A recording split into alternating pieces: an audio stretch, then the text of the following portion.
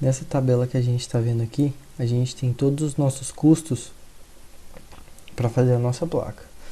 Todos os materiais usados para corroer, usado para fazer a tinta, para furar e etc. Temos os custos de cada material. Isso aqui foi pesquisado, então a gente está com valores bem reais. A quantidade de produto que é necessária para fazer cada centímetro quadrado de placa e o preço dessa quantidade.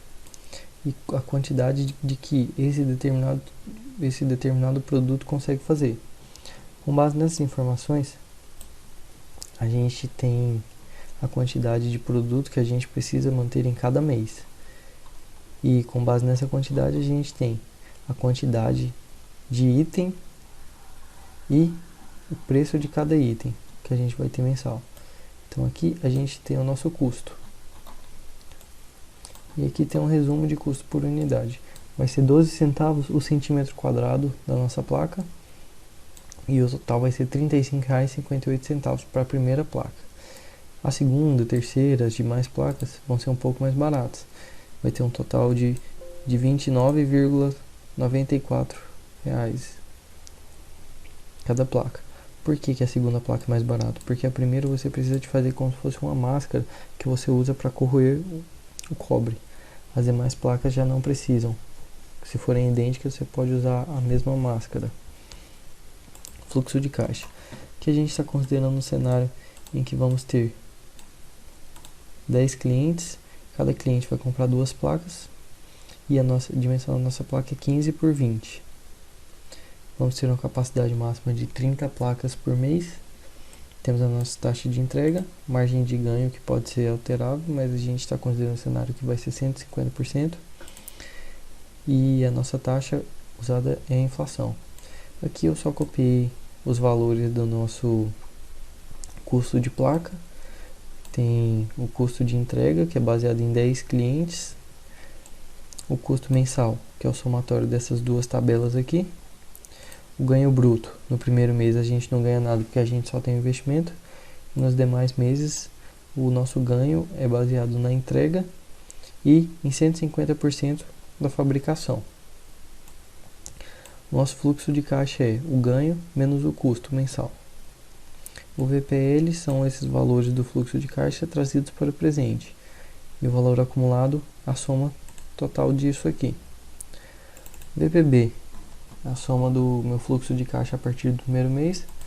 VPL, a soma do VPB com o meu investimento inicial. VPL mensal é a só transformação do meu VPL. Eu tenho o meu IBC, que a cada R$1 que eu injeto eu tenho 86 centavos de retorno. O meu ROI, minha TIR e o payback, que é em 7,25 meses. Ou seja, para o nosso horizonte, que considerado que é de 6, esse projeto não é viável.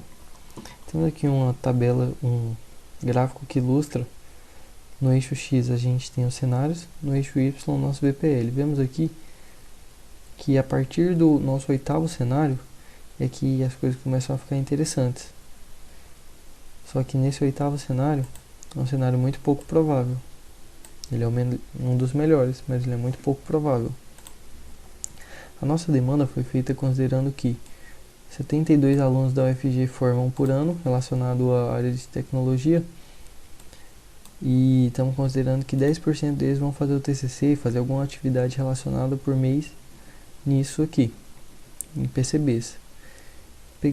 Estendemos o resultado para PUC, temos o resultado do Senai e do Piqui.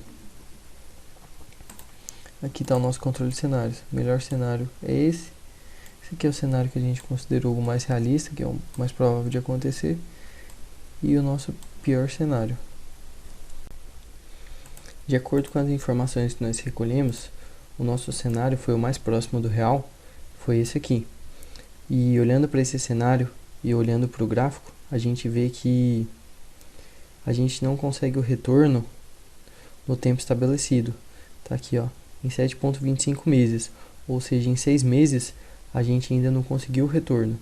Então, o que torna o projeto inviável isso.